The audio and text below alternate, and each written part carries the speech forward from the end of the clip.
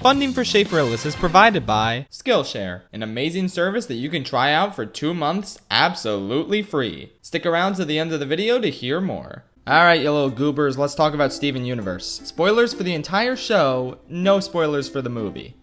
I don't like Steven Universe. I used to love it though. Hell, it was my favorite show during those first 3 seasons. They straddled the line between wholesome, frightening, quirky, dramatic, and heartbreaking so well.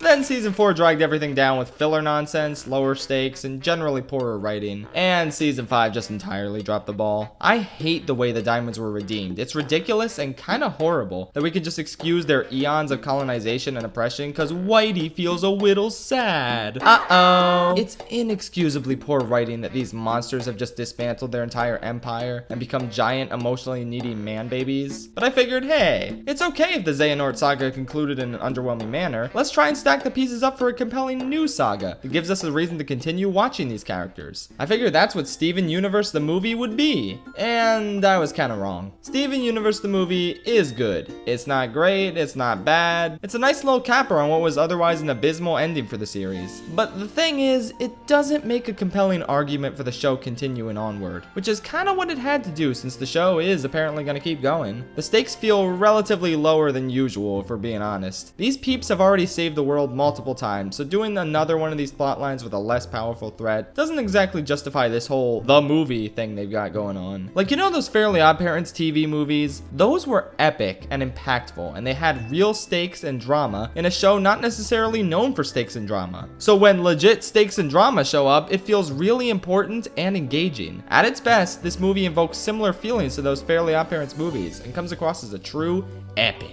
But a lot of it is just stuff we've seen before from this show. Because Steven Universe has a penchant for drama and heavy stakes, you really have to do something drastic to heighten the weight of the events unfolding in this movie. And they didn't really do that. I mean, it's still good, don't get me wrong, way better than the vast majority of season 5. But still, it doesn't feel like something all that special. The animation is generally the same level of quality as the show, and not a ton of the songs are real standouts. A few parts are visually fantastic, like Garnet and Pearl's Awakenings and some of the fight scenes, and some of those songs are solid, with my favorite probably being the one Steven and Greg performed. Plus the villain song is a bop. I especially like the lyric, "That's right, I heard the story, don't really like how it ends," because I relate to that so hard. I'm sure these new songs are gonna inspire a ton of overly earnest YouTube covers, but for me personally, there's nothing on the same level as Stronger Than You or It's Over, Isn't It in here. Overall, I enjoyed it, but there just wasn't a whole lot it really did to set itself apart from, or more importantly, improve on the rest of the series.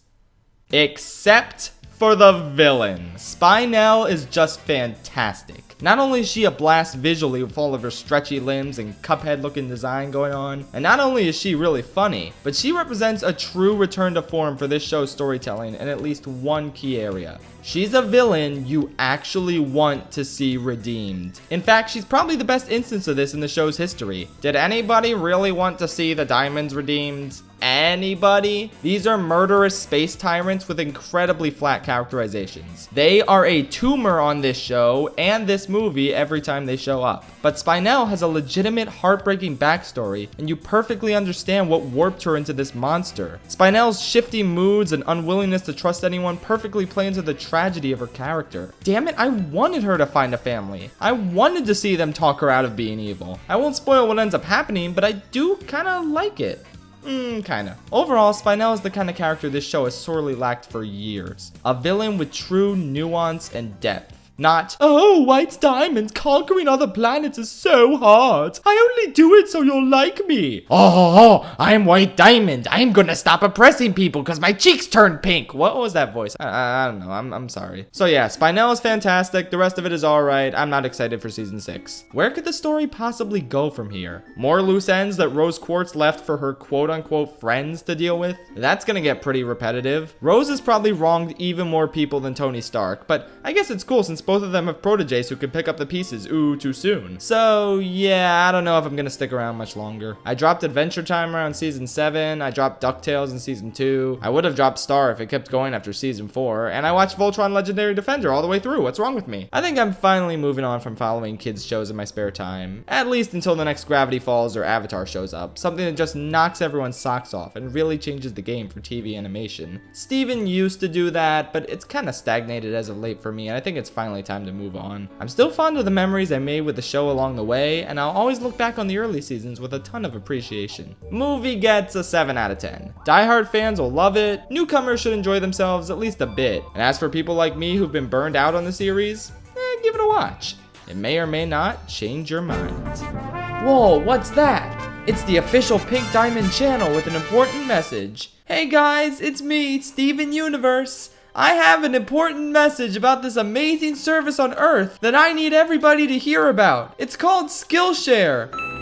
Skillshare is an online learning community with thousands of classes covering dozens of creative and entrepreneurial skills. Premium membership gives you unlimited access, so you can join the classes and communities that are just right for you. This is a site that legitimately makes learning new skills fun and easy, since the lessons are broken up into short chunks that you can watch at your own pace. Whether you want to fuel your curiosity, creativity, or even career, Skillshare is the perfect place to keep you learning and thriving. Right now, I'm really enjoying Keith Yamashita's class, Storytelling for Leaders, How to Craft Stories That Matter. It's a really interesting look at the best way to craft and develop engaging stories, and it's something I wish every writer could see. Looking at you, Crooniverse. Skillshare is really affordable, especially compared to pricey in-person classes and workshops. It's less than $10 a month for an annual subscription. Plus, because Skillshare is sponsoring this video, you can sign up with the link in the description and get a 2-month free trial. Free for 2 months. That's amazing. Just click that link and enjoy all the knowledge Skillshare has to offer right at your fingertips.